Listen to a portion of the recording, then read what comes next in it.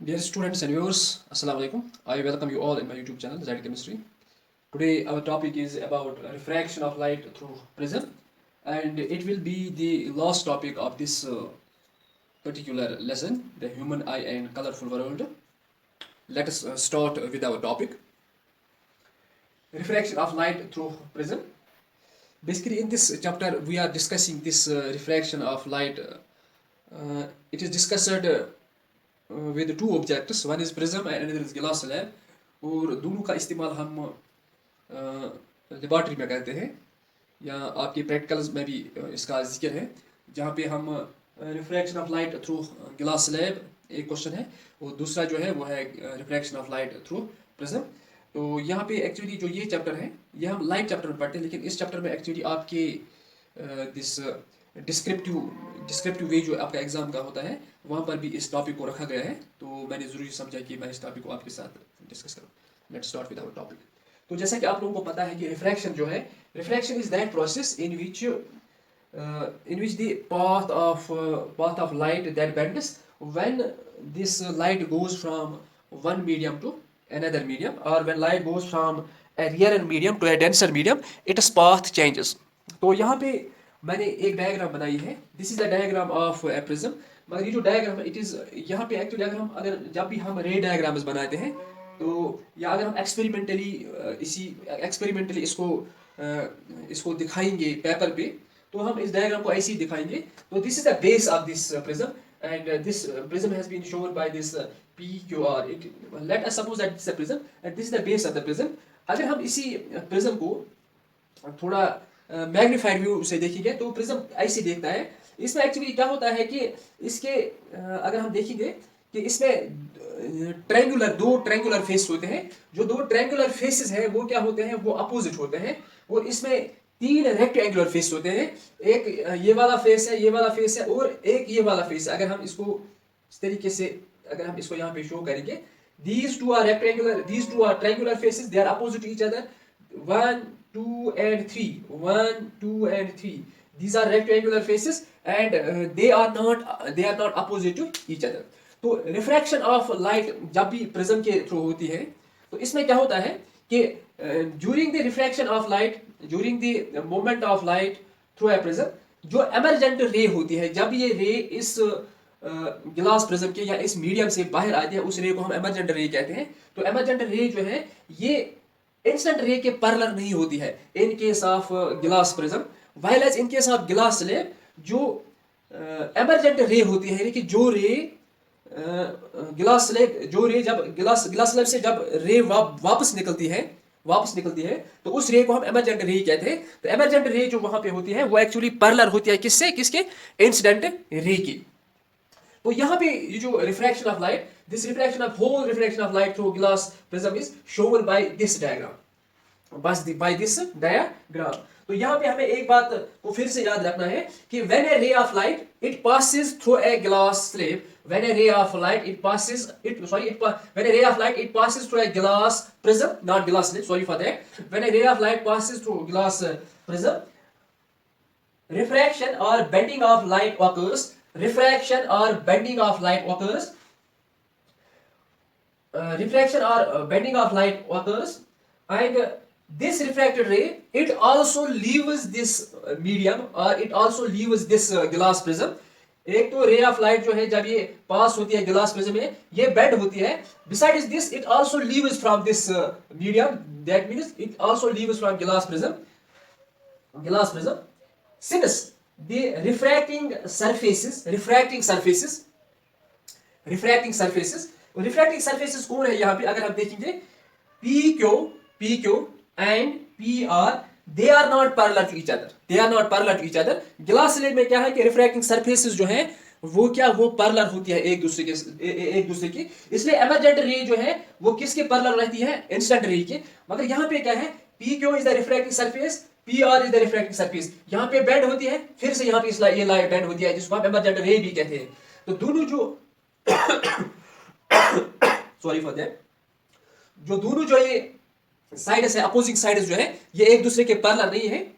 इस वजह से क्या होता है कि जो एमरजेंट रे होती है, emergent ray is not parallel to incident ray, और incident ray as well as the emergent ray are not parallel to each other. Let PQR is the prism. PQR is the prism. So a ray of light AB is incident on face PQ of the prism PQR. The incident ray is going from air, ये air है to glass prism, or it is going from air to medium. It is going from air to glass. It is going from air to glass, and it is going from rarer medium to denser medium. Rarer medium to denser medium. What is happening there? As the ray is going from rarer medium to denser medium, it bends towards the normal. This is the normal. This is the normal ray. It bends towards the normal. क्योंकि हमें पता है rules के हिसाब से, rules of refraction of light. When a ray goes from rarer medium to denser medium, it bends towards the normal. When it goes from denser medium to rarer medium, it bends away from the normal. It bends towards the normal. For example, it will be named as n dash. इसको हम यहाँ पे m dash, next to normal. Then what happens there? It gets bended towards the normal, and it goes along the direction BC. Goes along the direction BC, or goes along this direction. It will be named as BC, or it will be named as BD, whatever it may be. And it goes along this direction. Along this direction. This BC is the refracted ray of light which bends towards the base of this prism. BC is the refracted light which bends towards the normal, or we can state that which bends towards the base of this prism. When the ray of light BC travels in the glass prism, or when the ray of light BC traveling in the glass prism comes out from this prism, at point C, refraction again takes place. But at this time, this refracted ray it moves from denser medium to rarer medium. First it is rarer medium to denser medium, now it is denser medium to rarer medium, and at that time this ray of light it bends away from the normal. This is the normal. M dash is the normal. At this bending it takes away from this normal. Suppose this will be named as CD. First refraction, in first case refraction occurs or bending occurs towards the normal. Now it occurs away from the normal. First it goes from rarer medium to denser medium. Now it is from denser medium to rarer medium. तो यहाँ पे हमें एक बात का ख्याल रखना है कि जो ये CD है, इट इज द एमरजेंट रे. तो यहाँ पे हम क्या देखते हैं, as the two refracting surfaces are not parallel to each other, hence this emergent ray is not parallel to incident ray. Or we can state that CD, emergent ray, is not parallel to AB, that is incident ray. Or we can state that when a ray of light passes through a prism, it bends towards the base of the prism. Or we can state that when a ray of light passes through the prism, it passes or it goes towards the thicker part of the prism. This base is the thicker part of the prism. ऊपर से ये thin है, नीचे क्या है, नीचे ये thick है. Or we can state that when a ray of light passes through the prism, it bends towards the base of the prism. Or when a ray of light passes through the prism, it bends towards the thicker part of the prism.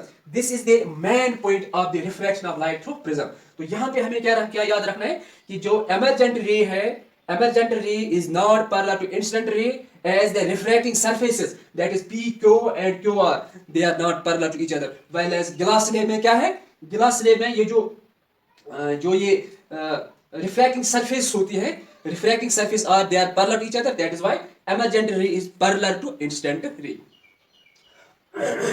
अगर हम अब हम देखेंगे जो ये emergent ray है, the emergent ray CD is not parallel to incident ray. तो इसका मतलब ये है कि there is a deviation in the path of the light in passing through the prism.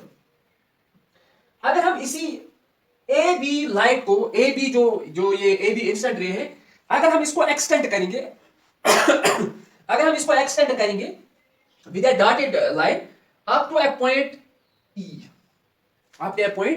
जो ये डायरेक्शन है, it shows that the light travels in a straight line। मगर हकीकत में क्या है, जब ये लाइट इस मीडियम में पहुंचते हैं, it bends from its path, first it bends towards the normal, then it bends away from the normal। तो इसकी वजह से इस वजह से क्या होता है, एमरजेंट रे और इंसिडेंट रे जो है, they are not parallel to each other।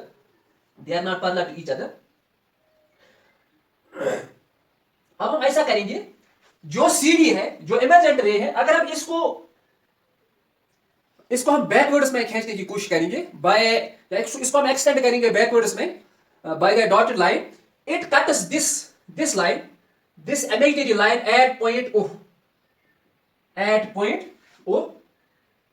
we can state that the original direction of ray of light is AE, but when it passes through the prism, it deviates from its path and goes in the direction OD।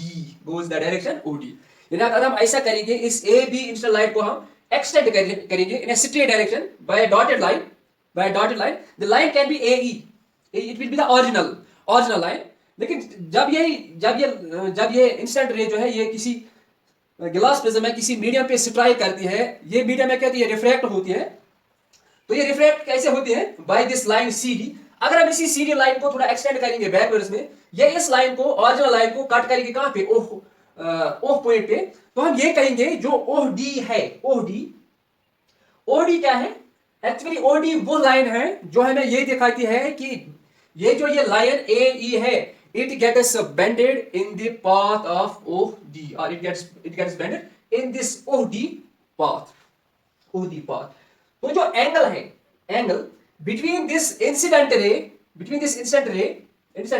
and this emergent ray, it is called as angle of deviation। और यही EOD जो है, यही हमें ये दिखाता है कि जब भी लाइट जो है ये प्रिज्म के बीच में चली जाती है, तो वहां पे क्या होती है, वहां पे इसकी रिफ्रैक्शन होती है। It bends from its path, first it bends towards the normal, then it bends away from the normal. और as the refracting surfaces in case of glass prism are not parallel to each other, the emergent ray is not parallel to incident ray, while as in glass slab the reflecting surfaces are parallel to each other, hence emergent ray is parallel to incident ray। That was all about today's topic. Have a nice day.